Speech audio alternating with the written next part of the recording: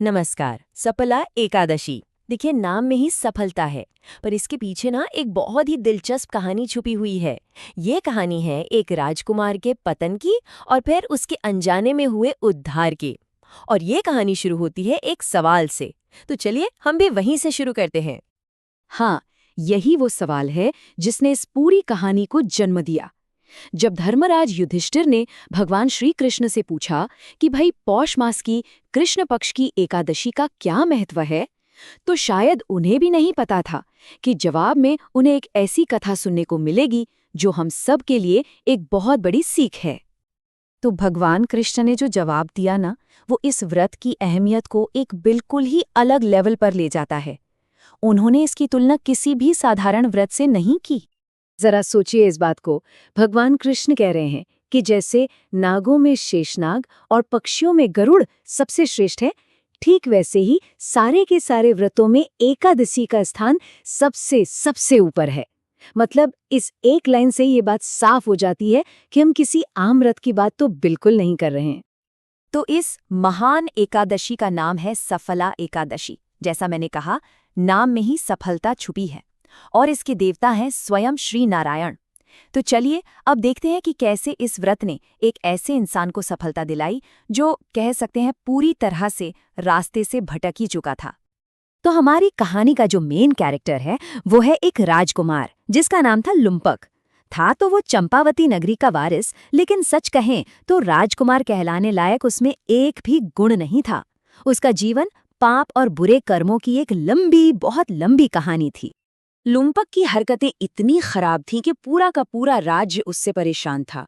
वो अपने पिता की दौलत अय्याशी में उड़ाता था, देवताओं और ब्राह्मणों का मजाक बनाता था, और तो और अपनी ही प्रजा पर जुल्म ढाता था।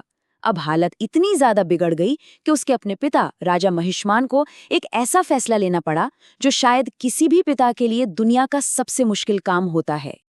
और नतीजा ये हुआ कि राजा ने अपने ही बेटे को देश निकाला दे दिया। तो अब लुम्पक, जो कल तक एक राजकुमार था, आज सड़क पर था, अकेला, बेसहारा, अपने ही कर्मों का फल भुगतने के लिए। लेकिन आप सोच रहे होंगे, क्या देश निकाली से लुम्पक सुधर गया? जी नहीं, बिल्कुल नहीं। उसका पाप का रास्ता तो अब भी वैसा का वैसा ही था। वो रात में चोरी करता और दिन में जानवरों का शिकार करके अपना पेट भरता।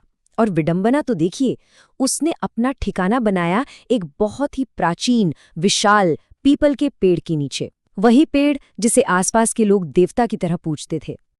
और बस यहीं से कहानी में एक ऐसा मोड़ आता है जो सब कुछ बदल के रख देता है।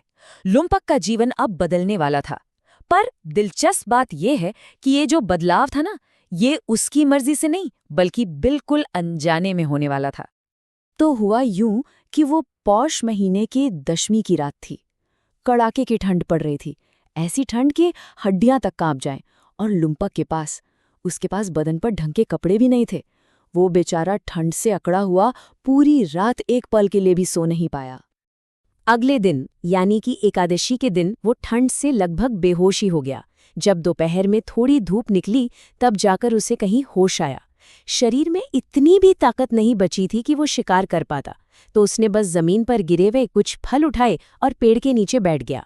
जब सूरज ढलने लगा तो उसने वो फल पेड़ की जड़ में रख दिए और बस इतना कहा, हे भगवान, मेरे पास तो बस यही फल हैं, आप ये इन्हें स्वीकार करें। देखिए, ये कोई भक्ति नहीं थी, ये उसकी बेबसी थी, उसकी लाचारी थी। और फिर देखिए क्या हुआ। उस रात भी भूख, ठंड और कमजोरी के मारे उसे नींद आई ही नहीं। और इस तरह अनजाने में ही, बिना जाने समझे, उसने सफला एकादशी व्रत के दो सबसे जरूरी नियम पूरे कर लिए। एक तो दिन भर का उपवास और दूसरा रात भर का जागरण। हाँ, उसने तो ये सब कुछ अनजाने में किया था, पर क्या प्रकृति और परमात्मा भी इसे एक अनजाना काम ही मानेंगे? अब वो पल आने वाला था जब लुम्पक को उसके इस अनजाने कर्म का फल मिलने वाला था। अगली सुबह जैसे ही सुबह हुई, एक चमत्कार हुआ। आसमान से एक आवाज गूंजी, एक आकाशवाणी हुई, हे राजकुमार, श्री नारायण की कृपा से तुम्हारे सारे पाप नष्ट हो गए हैं। ये उसके उद्धार का, उसकी मुक्ति का साक्षात प्रमाण था। उस आकाशवाणी के साथ ही उसकी आंखों के ठीक सामने शाही कपड़े और एक सजा सजाया घोड़ा प्रकट हो गया। सोचिए, उसका भाग्य सिर्फ एक रात में पूरी तरह से पलट चुका था। और उसे आदेश मिला कि वो वापस अपने राज्य जाए और अपने राजगद्दी संभाले। जरा इस बदलाव के बारे में सोचिए तो, कहाँ तो एक पापी घर से निकाला हुआ इंसान और कहाँ एक धर्म का पालन करने वाला एक सम्मानित राजा। ये सिर्फ कोई बाहरी बदलाव नहीं था, उसका तो पूरा का पूरा अस्तित्व ही बदल गया था। यही है सफला एकादशी व्रत की शक्ति। और हाँ, ये बदलाव सिर्फ कुछ दिनों का नहीं था, ये हमेशा के लिए था। लुम्पक ने वापस लौटकर धर्म के हिसाब से राज किया, अपने पूरे परिवार को भी भगवान नारायण का भक्त बनाया और जीवन के एंड में तपस्या करके मोक्ष भी प्राप्त किया। मतलब उसकी कहानी पूरी हो चुकी थी, उसका जीवन सफल हो गया था। तो लुम्पक की इस अविश्वसनीय कहानी से हमें क्या सीखने को मिलता है?